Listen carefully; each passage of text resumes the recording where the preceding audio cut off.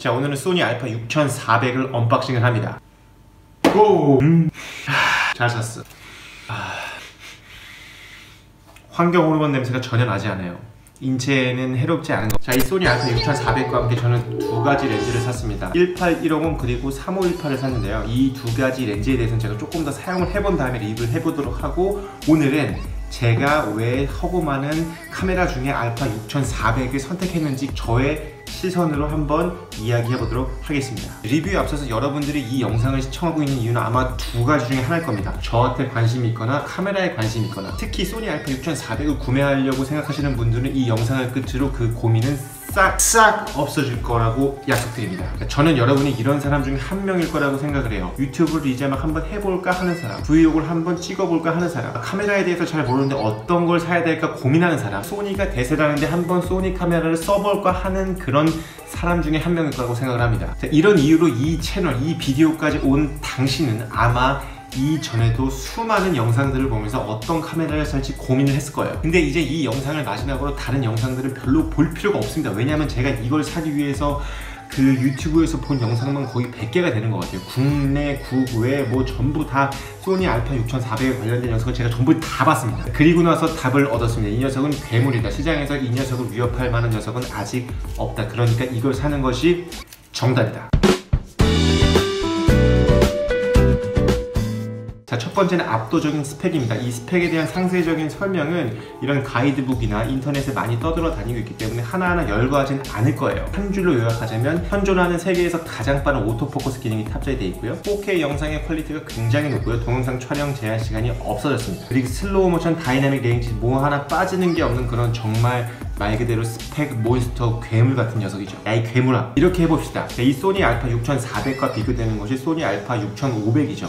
신기하게도 소니 알파 6500이 먼저 나왔고 그 다음에 6400이 나왔어요. 근데 이 녀석은 소니 알파 6500에 대해서 웬만한 거의 모든 면을 다 뛰어넘는 녀석입니다. 심지어 가격도 쌉니다. 그 밖에도 배터리 지속시간, 타임랩스 기능 탑재, 그리고 여러가지 버그를 수정했습니다. 6500보다 6400이 훨씬 더 뛰어나다. 동일한 가격이어도 나는 6400을 사겠다라는 게 이 카메라 시장의 중론입니다. 그 다음으로 비교가 많이 되는 게 캐논 EOS RP. 근데 마찬가지로 이 캐논과도 비교가 안 돼요. 왜냐면 캐논 같은 경우에는 사진은 어떨지 모르겠지만 동영상 퀄리티, 그리고 특히 4K 동영상 퀄리티가 이 기기에 비해서 너무 현저하게 차이가 납니다. 그리고 가격도 더 비싸죠. 그래서 EOS RP도 이 카메라에 대항만 될 수 없습니다. 그 밖에 파나소닉, 후지 같은 경우에는 요와 동일한 스펙을 갖고 있으려면 가격이 너무 올라가기 때문에 그것도 비교 대상은 되지 않습니다. 이건 스펙상으로는 이거는 비교가 안 될 거거든. 그래서 이 스펙이 왜 중요하냐면 이건 개인적이고 주관적인 컬러감이나 이런 것들이 아니라 객관적으로 우위를 정할 수 있는 그런 지표가 될 수 있기 때문이죠. 100만 원에 이 정도 스펙을 갖고 있는 카메라는 앞으로 나올 수 있을지 없을지 모르겠지만 지금 2019년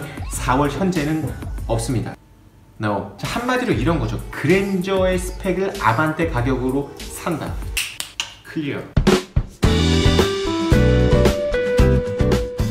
자, 두 번째는 출시 연도. 이건 새 겁니다. 2019년 2월에 런칭을 했어요. 런칭한 지 이제 2달밖에 안 됐죠. 그리고 앞으로 미러리스 요 동급 기종은 출시 안 한다고 생각하는 게 건강에 해롭습니다. 아니, 건강에 이롭습니다. 핸드폰 같은 경우에는 언제 아이폰 10이 나오고 그 다음 버전이 언제쯤 나올지 예상을 할 수 있는데, 이 카메라 같은 경우는 기습적으로 막 발표를 해요.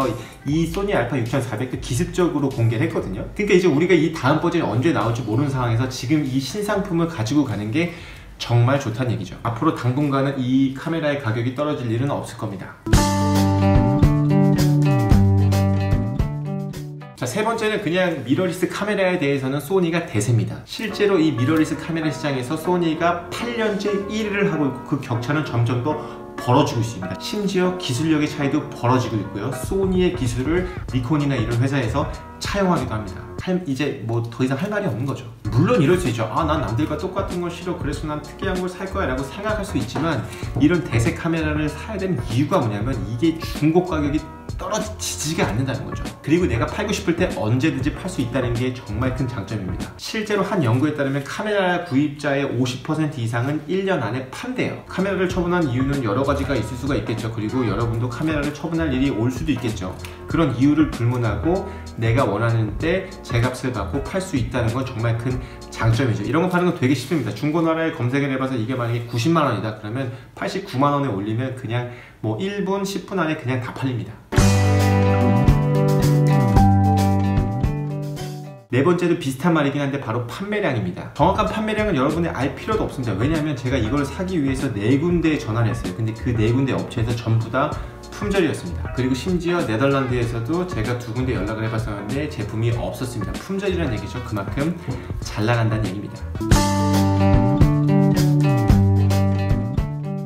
자, 5번째는 착한 가격. 상위 기종을 내놓으면서 더 싼 가격으로 올릴 수가 있겠습니까? 근데 이거 같은 경우에는 이전 버전인 소니 6500보다 진짜 더 상위 버전이라고 해도 무색할 만큼 더 좋지만 가격이 더 싸게 나왔죠. 한마디로 소니의 미러리스는 그냥 여기에 몰빵하고 집중했다고 보시면 될 것 같아요. 그리고 이건 참고로 만약에 여러분이 이거를 사실 의향이 있으시면 그냥 한국에서 인터넷 최저가로 사시면 됩니다. 일본에서 직구 가격도 제가 알아보고 다른 해외 독일 뭐 다 알아봤는데 한국이 제일 싸요. 심지어 일본의 가전제품 마트라든지 빅카메라 이런 데보다 한국 인터넷이 더 싸더라고요. 한국 인터넷 만세!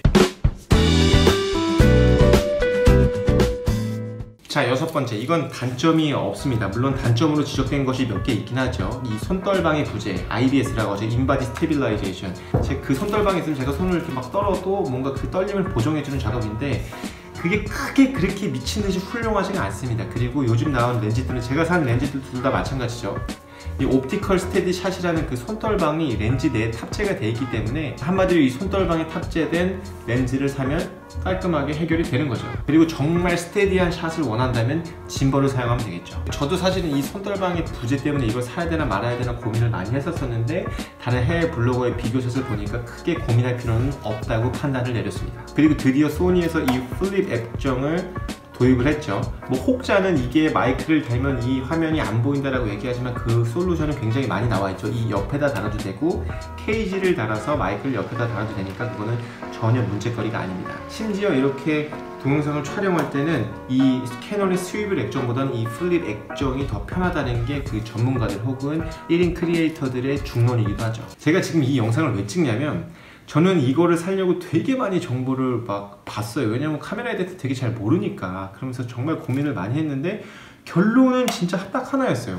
지금 소니 알파 6400을 대항할 만한 녀석은 이 시장에 존재하지 않는다. 그리고 아마 앞으로도 한동안은 안 나올 것 같다. 물론 200만원, 300만원으로 넘어가면 다른 이야기겠지만 여러분의 예산이 약 100만원대다.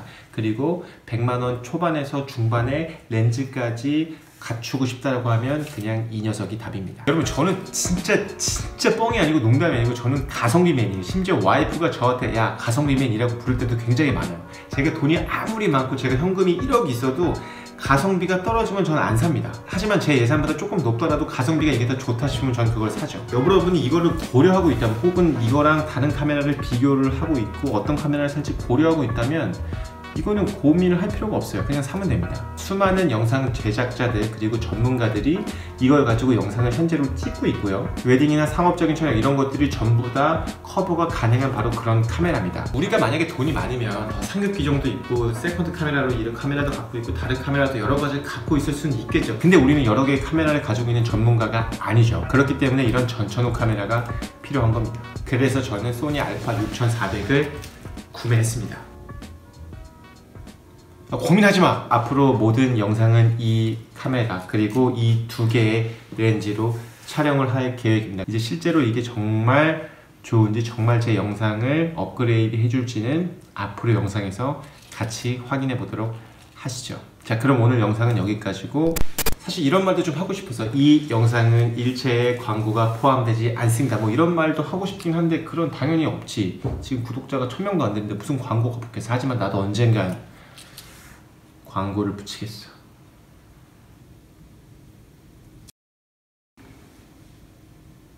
고민하지 마 이제.